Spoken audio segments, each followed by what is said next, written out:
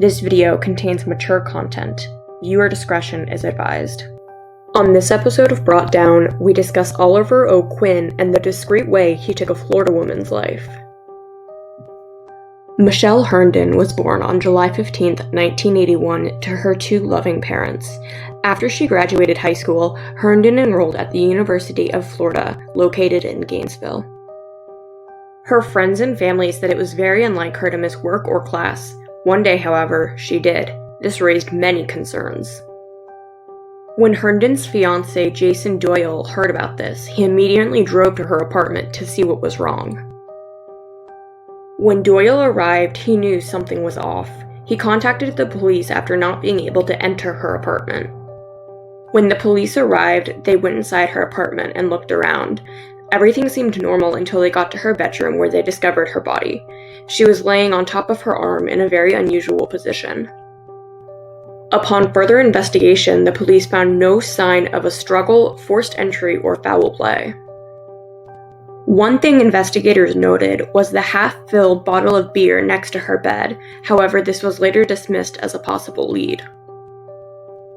Investigators were baffled. There were no clues as to how Herndon had died. Additionally, nobody knew of anyone who would want her dead. The medical examiner who performed Herndon's autopsy initially could not figure out her cause of death. Herndon seemed completely healthy and there were no apparent traumas. As the investigation continued, police had trouble finding possible suspects due to the lack of evidence. Like many stereotypical police cases, the officers needed to rule out the people who were closest to the victim first. In this case, that would be her fiancé. He had a solid alibi and was cleared as a suspect. After nothing turned up in the investigation, the medical examiner decided to take another look at the body. That's when she found a small needle mark on Herndon's arm. It was smaller than most needles, and was overlooked earlier because it was such a minute detail. This would later become some of the only evidence in the case. As crime scene investigators did some more thinking, they realized that all of the trash cans in Herndon's apartment had been completely empty. After realizing this, investigators checked the communal trash dumpsters for the apartment building. Near it, they found a brown plastic bag which contained syringes, a butterfly needle, Herndon's mail, and 2 empty vials of propofol. Propofol is an incredibly powerful anesthetic drug that is used in hospitals to sedate patients for surgery. When used in doses high enough for general anesthesia, it stops the body from breathing on its own. Propofol has also been researched as a possible treatment for severe migraines. Herndon was a known chronic migraine sufferer. Police then decided to screen Herndon specifically for propofol, as it would not appear on a normal toxicology report. The new toxicology report revealed the true cause of death. Herndon had received more than a lethal dose of the medication. She would have been dead within seconds of receiving it intravenously, as suspected because of the needle mark on her arm. Whoever had administered the propofol would have had to have been a skilled medical professional who had access to these kinds of powerful medications. Not all medical professionals would have access to them. Not only did the person who did this have to have been a medical professional, but they also had to be someone that Herndon trusted enough to inject her with a medication. This cause of death was proof of homicide. It was impossible for Herndon to have injected herself and then cleaned up and positioned her body. She would have been dead within seconds of receiving the medication. Investigators then took a closer look at the bag of medical supplies. They decided to test the syringe caps for DNA. A brilliant detective had this idea when he remembered that some medical professionals use their mouths to remove caps. This would leave behind a DNA sample. It was confirmed that there was an unknown male DNA sample found on the cap, as well as both Herndon's blood and propofol inside a syringe. This proved that she had indeed been injected with propofol by that syringe. Investigators then asked Herndon's family and friends about possible suspects. These would be people who had a grudge against her and worked at a hospital. That's when they got another lead. Oliver O. Quinn was an ICU nurse aged 30 at Shands Hospital. This was near the college that Herndon attended. After speaking to Herndon's peers, investigators discovered that they were casual friends. He was described as being quirky and odd. Friends of O'Quinn said that he had a crush on Herndon.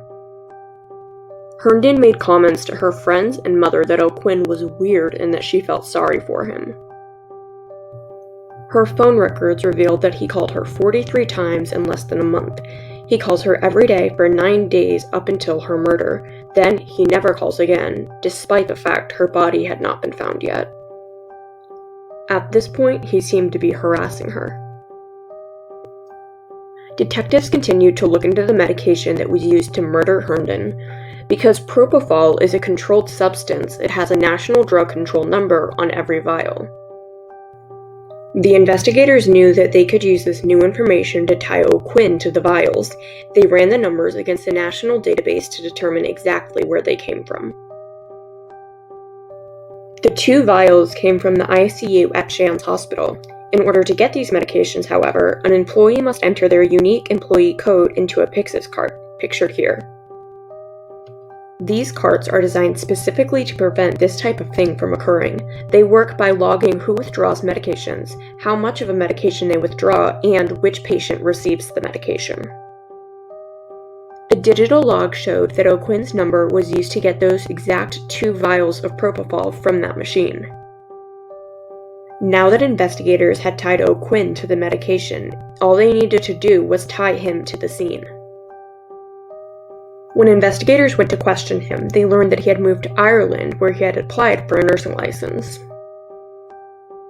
This posed a major issue for investigators, as Ireland is an incredibly difficult country to extradite someone from.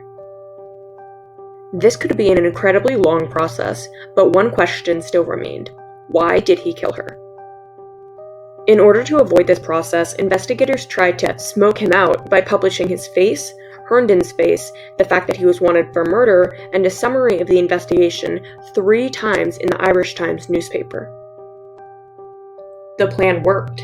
O'Quinn then went to West Africa, where U.S. authorities could easily apprehend him.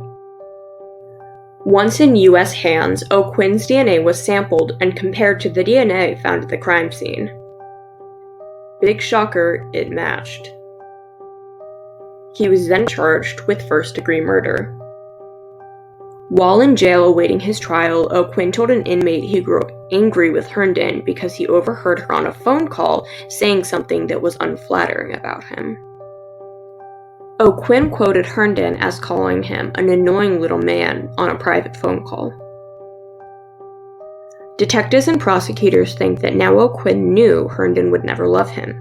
In his mind, that meant she would never be able to love anyone. Prosecutors believed that he then formulated a plan to kill Herndon. It is believed that O'Quinn told Herndon the next time she had a migraine, he could come over and give her something that would take the pain away quickly. After the murder, he likely placed Herndon's body in that odd position to draw attention away from the needle mark he had left behind. O'Quinn went on trial for first-degree murder, where his defense claimed that he had accidentally administered too much propofol when trying to alleviate Herndon's headache. The prosecution argued that all of the evidence and the defendant's behaviors were consistent with murder. He was convicted of first-degree murder and sentenced to life without the possibility of parole. This case would never have been solved without forensic evidence and the dedication of the investigators. "I've never had a case where the small things mattered so much," stated Mark Woodmansey, who was a crime scene investigator on the Herndon case.